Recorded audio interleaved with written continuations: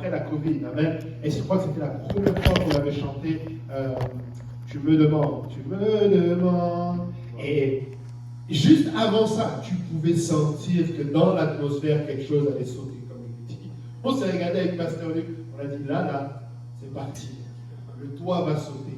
Et regardez les vidéos que Pasteur Eric met en ligne, vous allez voir, c'était parti.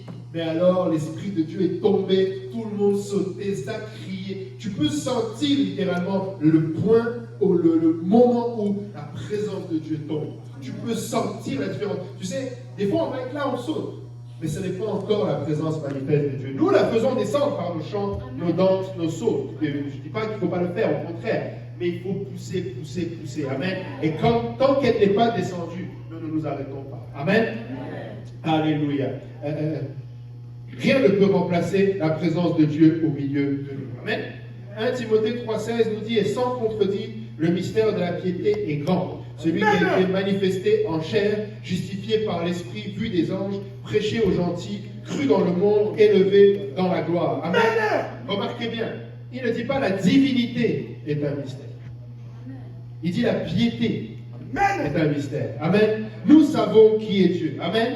Nous savons qu'il n'y a qu'un seul Dieu. Amen. Nous savons, alléluia, qu'il n'y a qu'un seul Dieu. Amen. Alléluia. Nous savons qu'il est le seul et unique vrai Dieu. Amen. Dieu a pris une nature qu'il n'avait jamais eue pour que nous puissions prendre une nature que nous n'avons jamais eue. Amen.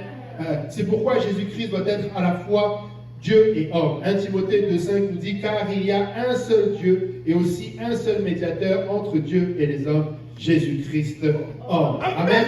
Toutes les autres vérités de la parole de Dieu découlent de celle-ci. Amen. Du fait qu'il n'y a qu'un seul Dieu. Amen. S'il n'y a qu'un seul Dieu qui nous a créés, alors nous lui appartenons. Amen. S'il n'y a qu'un seul Dieu qui fixe les limites de la communion avec lui-même, amen, nous devons lui obéir. Amen. C'est selon son plan. Amen. Ce n'est pas selon le nôtre. Amen. Et laissez-moi vous dire que nous avons un Dieu qui a le désir ardent de communier avec nous. Amen.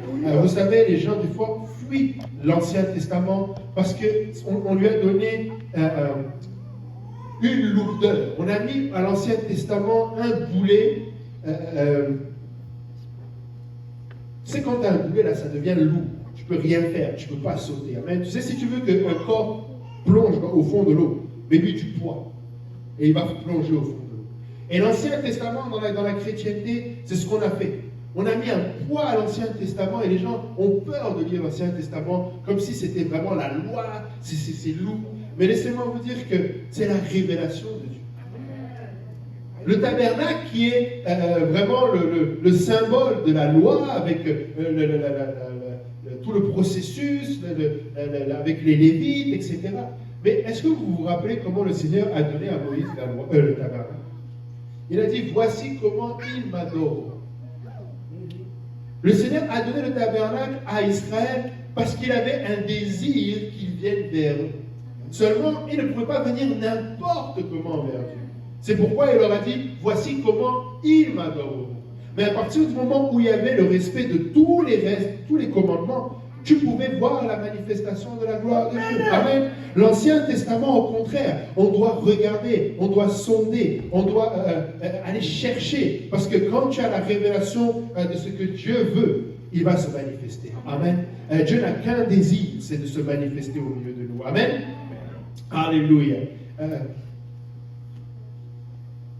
Jean 4, 24 nous dit, Dieu est esprit, et il faut que ceux qui l'adorent, l'adorent en esprit et en vérité. Amen. Nous ne pouvons vivre sans la vérité. C'est-à-dire nous pouvons vivre sans Jésus-Christ. Amen. Qui est le chemin, la vérité et la vie.